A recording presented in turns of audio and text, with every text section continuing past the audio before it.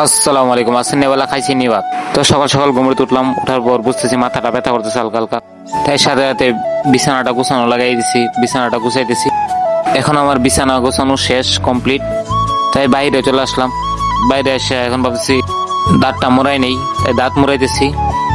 গরুটা বার করলাম, গরুটা বার করে দেখি সূর্য আজকে এখনো উঠে নাই ভালো করে। তাই মুখটা ধুয়ে নিতেছি ভালো করে। মুখটা ধোয়ার পর একটু রাস্তায় যাব। এখন আমি রাস্তায় চলে আসলাম, হালকা হালকা রোদ উঠছে, খুব ভালো লাগতেছে।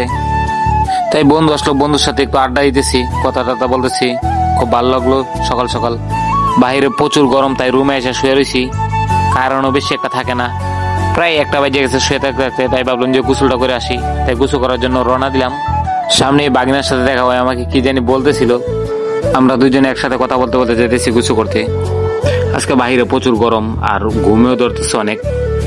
তাই ভাবলাম যে একটু ঘুমাই নেই। আপনারাও আমার পেজটাকে ফলো এবং সাবস্ক্রাইব করে দিয়ে যাবেন। দেখা হবে আপনাদের সাথে নেক্সট কোনো ভিডিওতে।